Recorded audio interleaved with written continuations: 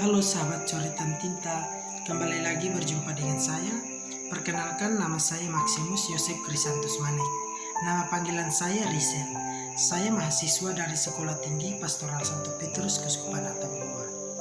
Pada kesempatan ini, kami diberikan tugas oleh dosen katekesi umat untuk menceritakan tentang riwayat hidup dari santo dan santa pelindung kami masing-masing. Pada kesempatan ini juga saya akan menceritakan riwayat hidup dari Santo Maximus. Santo Maximus lahir di Palestina. Itulah ungkapan yang lazim dipakai pada abad ke-7 untuk menjatuhkan citra lawan.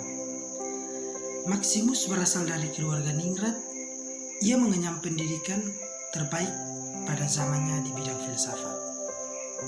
Karya-karya tulis dari Maximus adalah sebagai berikut. Ambigua ad Lohonem atau nas-nas sukar untuk Yohanes, Kapita 15 atau 15 bab, Kapita de Caritate atau bab-bab tentang cinta kasih, Testimonia et Silogisme atau kesaksian dan silogisme. Riwayat hidup sang perawan adalah karya tulis biografi tertua mengenai Santa Perawan Maria. Salinan satu-satunya dari karya tulis ini adalah terjemahan bahasa Georgia yang dinisbatkan kepada Santo Maximus pengaku iman. Di lingkungan Kristen Timur, Maximus senantiasa berpengaruh. Sejumlah karya tulisnya diikut sertakan di dalam Philokalia atau bunga rampai karya tulis para pujangga Kristen Ortodoks yang berpengaruh. Pengaku iman. Pengaku iman adalah gelar yang disandangkan kepada Santo Maximus. Santo Maximus pengaku iman atau juga dikenal dengan nama Maximus Teolog dari Konstantinopel. Santo Maximus adalah seorang rahib sekaligus teolog dan sarjana Kristen. Sebelum menjadi rahib, Maximus adalah seorang pegawai aparatur sipil negara.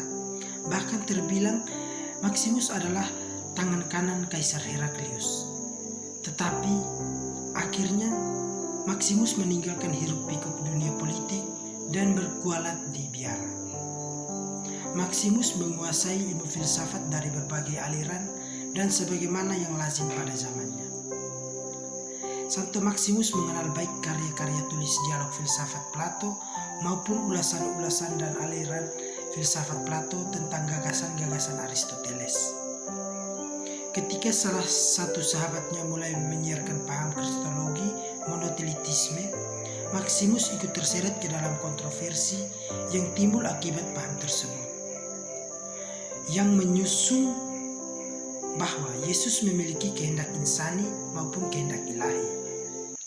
Lantaran berpendirian seperti inilah akhirnya Maximus dianiaya, dan sesudah dianiaya Maximus diadili. Lidah dan tangan kanannya dimutilasi. Maximus selanjutnya mengalami pengasingan sampai akhir hidupnya. Pada tanggal 13 Agustus tahun 662 di Trasegi yang sekarang berada di Georgia. Meskipun demikian, pendirian teologisnya dibenarkan pada saat konsili Konstantinopel yang ketiga. Dan Maximus dihormati sebagai orang kudus tidak lama sesudah kematiannya. Jarang sekali ada orang kudus seperti Maximus yang diperingati 2 kali dalam setahun, yakni setiap tanggal 13 Agustus dan tanggal 21 Januari. Pengaku iman yang disandangkan kepada Santo Maximus menandakan bahwa Maximus sudah menderita sengsara demi iman Kristen, tetapi ia tidak langsung mati syahid. Maximus sendiri dihormati sebagai orang kudus di gereja Ortodoks Timur, gereja Anglikan, gereja Lutheran, dan gereja Katolik.